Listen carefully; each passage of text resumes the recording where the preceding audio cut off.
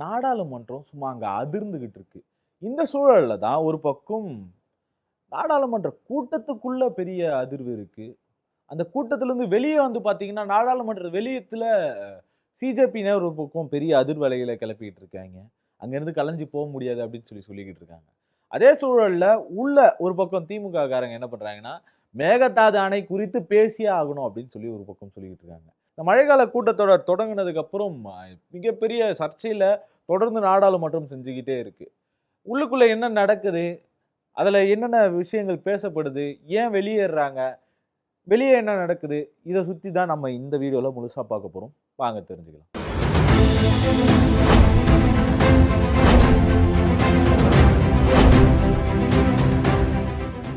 வணக்கம் அன்பே தமிழ் சொந்தங்களே. அதாவது இந்த நாடாளுமன்ற கூட்டத்தொடர் இந்த குளிர்காலத்துக்கான கூட்டத்தொடர் தொடங்கிட்டாய்ங்க.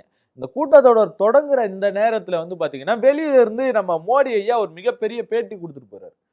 என்ன சொல்லிட்டு போறாரு அப்படின்னா, 59 வயதான இளைஞர் அப்படின்னு சொல்லிட்டு ராகுல் காந்தி அவர்கள கிண்டல் பண்ணிட்டு போறாரு. ஒரு நாகரீக அரசியலே இங்க தொலைஞ்சு போச்சு அப்படின்றதுல மிகச் சரியா வந்து செஞ்சுட்டு இருக்காங்க. ஒரு பக்கம் இங்க நம்ம விஜய் அண்ணன் என்ன பண்றாரு அப்படின்னு பாத்தீங்கன்னா, அப்படி கை வச்சுட்டு உங்க அப்பா இங்க தான் இருப்பாருன்னு சொன்னாங்கன்னு சொல்லிட்டு இங்க கிண்டல் பண்றது.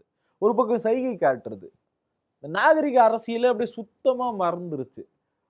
இதுக்கு முன்னாடி இருந்தவங்க தான் அதெல்லாம் பண்ணாங்க. திமுக காரங்க பண்ணும்போது நீ கேட்கல அப்படின்னா, இப்ப நீ பண்றது என்ன? முதல்ல அங்க யார் பேசுறா, இங்க யார் பேசுறான்றது ரொம்ப முக்கியமான ஒரு விஷயம்.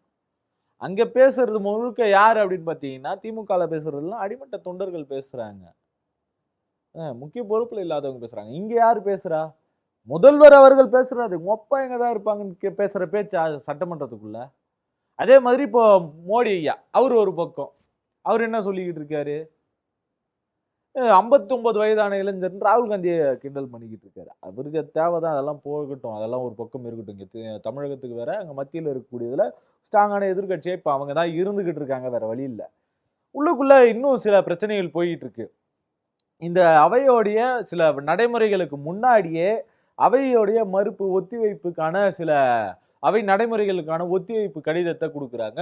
நம்ம இங்க தமிழ்நாடு சார்பில் இருந்து யார் கொடுக்குறா அப்படின்னு பார்த்தீங்கன்னா, திருச்சி சிவா அவர்கள் கொடுக்குறாரு.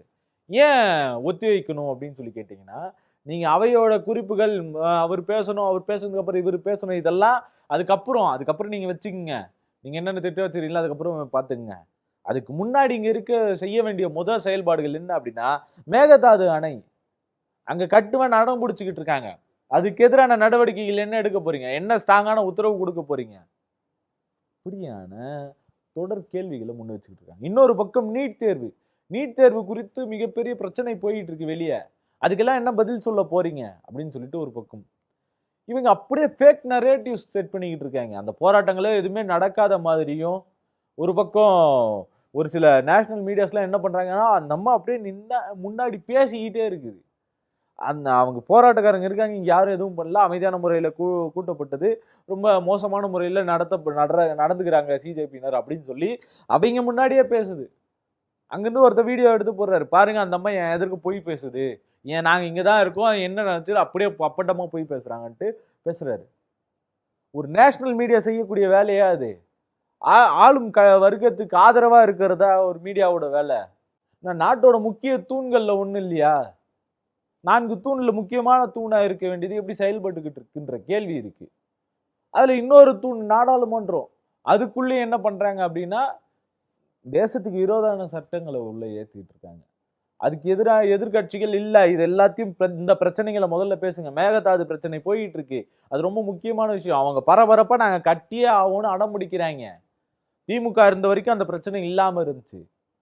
பிரச்சனைகள் இருந்தது, இருந்தப்பயும் என்னவா இருந்துச்சு அப்படின்னு பாத்தீங்கன்னா, அந்த முதல்வரே சொல்றாரு, கர்நாடக முதல்வரே என்ன சொல்றாரு அப்படின்னு பாத்தீங்கன்னா, திமுக இருந்த வரைக்கும் தான் எங்களுக்கு பிரச்சனை, இப்ப எங்களுக்கு எந்த பிரச்சனையும் கிடையாது, விஜயவர்ல நாங்க அசால்ட்டா சமாளிச்சுட்டு போயிடுவோம் அப்படின்னு சொல்லிக்கிட்டு இருக்காரு.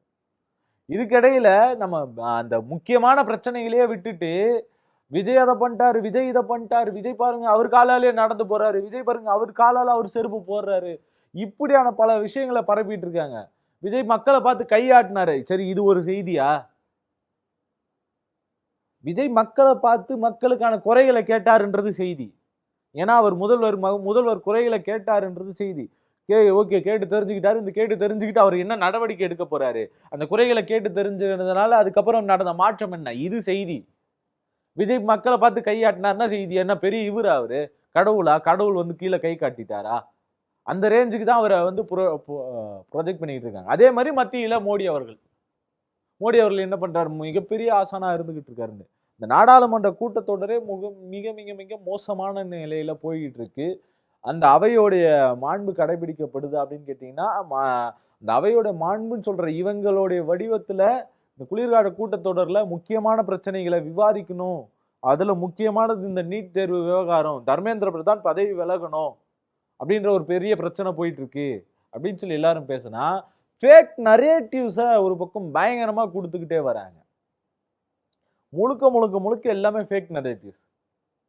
ஒரு பக்கம் விஜய் வந்து ஜந்தர் மந்தர்ல எல்லாருக்கும் ஆதரவு கொடுத்துட்டாருன்னு இங்க, அங்க ஒரு பக்கம் அந்த பிஜேபியோட தமிழ்நாடு பேஜ் முழுக்க எடுத்து பாருங்க, அப்படியே டைரக்ட் ஆப்போசிட்டா எல்லா பொய் பிரச்சாரங்கள், பொய் சொல்லி தமிழ்நாட்டில் விஜய் அவர்கள் டீம் ஒரு பக்கம் விர்ச்சுவல் வாரியர்ஸ் மாஃபியான்னு வச்சுக்கிட்டு அவங்க என்ன பண்ண ஜந்தர் மந்தருக்கு சப்போர்ட் பண்றாங்கன்னு ஒரு பொய் பிரச்சாரம். இந்த பக்கம் பிஜேபியினர் தங்களுடைய பேச்சை வச்சுக்கிட்டு நீட்டு விட்டுட்டாங்க, அவங்க நிதி கேட்குறாங்க, காசு கேட்குறாங்கன்னு ஒரு பெரிய பேச்சுவார்த்தை நடந்துகிட்டு இருக்கு. காசு கேட்குறாங்கன்னா அவங்க ஏன் 20 நாளைக்கு மேலே சாப்பிடாம இருக்காங்க, கேள்வி வருமா இல்லையா? சரி, நான் அப்படி காசு கேட்குறாங்கன்னா ஏன் அடிச்சு தோறுத்துறீங்க, கூப்பிட்டு வச்சு இதுதான் இதுன்னு 2 பேரையும் உட்கார வச்சு, இந்த பக்கம் தர்மேந்திர பிரதானையும் இந்த பக்கம் அபிஜித்தும் நம்ம இவரு சோனம் வாங்சோ அவரை உட்கார வச்சு இவங்க என்ன கோரிக்கைக்காக போராட்டம் பண்றாங்கன்றத தெளிவா எடுத்து வளர்க்கலாமே.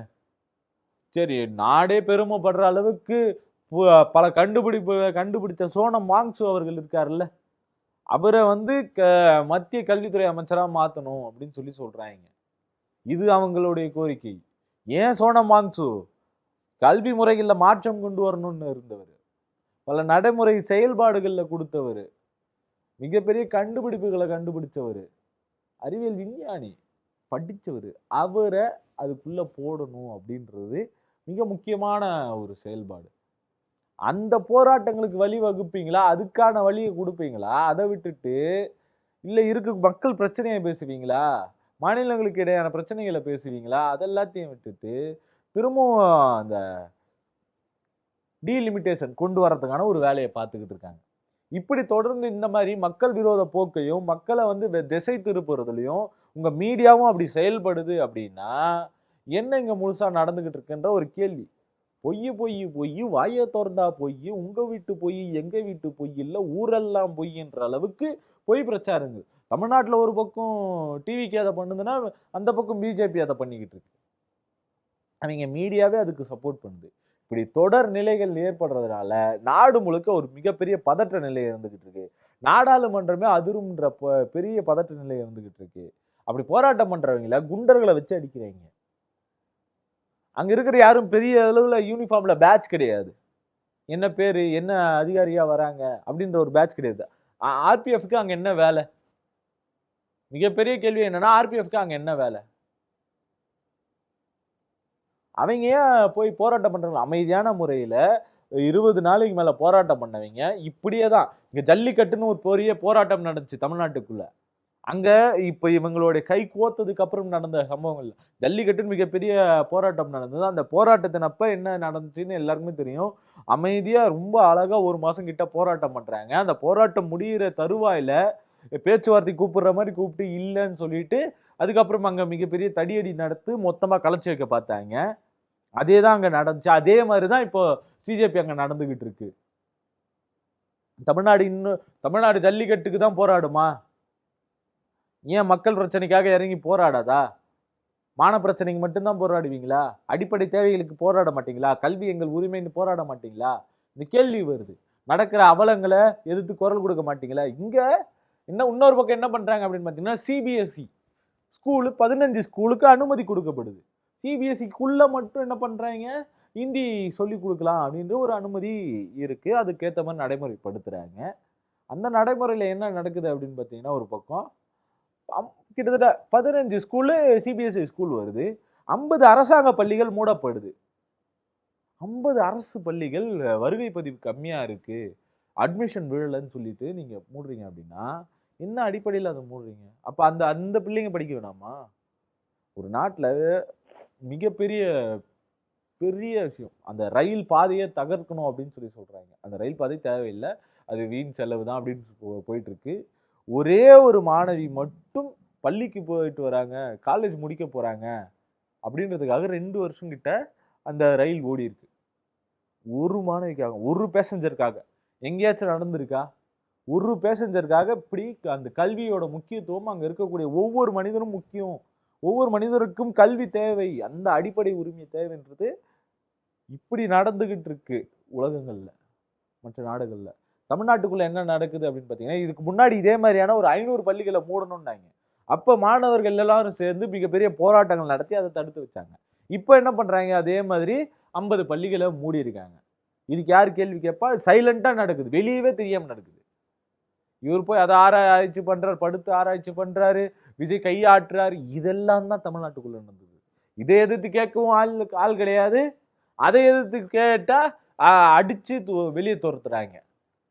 யார் யாரோ வந்து அடிக்கிறாங்க. அவங்க வீடியோல கேட்குறாங்க, யாருங்க இதெல்லாம், எதுக்குங்க அடிக்கிறாங்க, இவங்கெல்லாம் யாரு அப்படின்னு சொல்லி கேட்டுக்கிட்டு இருக்காங்க. இதுக்கு எந்த பதிலும் இல்லை. இப்படியான தொடர் வன்முறையான போக்குகள் தொடர்ந்து மத்தியில நடந்துகிட்டு இருக்கு. இது நாட்டையே உழுக்கக்கூடிய சூழலா மாறிக்கிட்டு இருக்கு.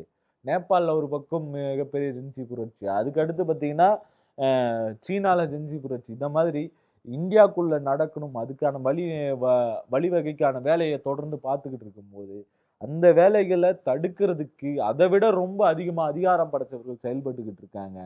அங்க யார் யாரோ வந்து அடிக்கிறாங்க. அதிகாரத்துல இல்லாதவனும் குண்டர்கள் வந்து செயல்பட்டுக்கிட்டு இருக்காங்க. யார் யாரோ வந்து மாணவர்களை அடிக்கிறாங்க. மாணவர்களை கையாளுற முறையா இது. அதுக்கு ஆதரவா விவசாயிகளும் அணி திரண்டு இருக்காங்க அப்படின்றது இன்னொரு மிகப்பெரிய செய்தியா இருந்துகிட்டு இருக்கு.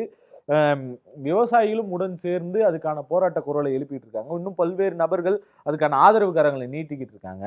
விஜய் அவர்கள் அங்க போனதா சொன்னது மிகப்பெரிய பொய். டிவிகேல இருந்து முதல் நியூஸ் போகுது என்ன அப்படின்னா, அப்படி நடந்துக்கிறது மிகப்பெரிய மோசமான நிலை. அங்கேயும் பிஜேபின்னு மென்ஷன் பண்ணவே இல்லை, பிஜேபி அரசாங்கம் மென்ஷன் பண்ணவே இல்லை. எங்கேயுமே அவங்க மென்ஷன் பண்ணாம தவிர்த்துக்கிட்டே வந்துட்டு இருக்காங்க. ஆகையால இந்த போக்கு மிகப்பெரிய ஆபத்தை கொடுக்கக்கூடிய போக்கா இருந்துகிட்டு இருக்கு. இதை பத்தி நீங்க என்ன நினைக்கிறீங்க? அந்த ஆதரவு உங்களுக்கு இருக்கா? நீங்க ஆதரவு தெரிவிக்கிறீங்களா இல்லையா அப்படின்றத மறக்காம கமெண்ட்ல சொல்லிட்டு போயிடுங்க. நன்றி, வணக்கம்.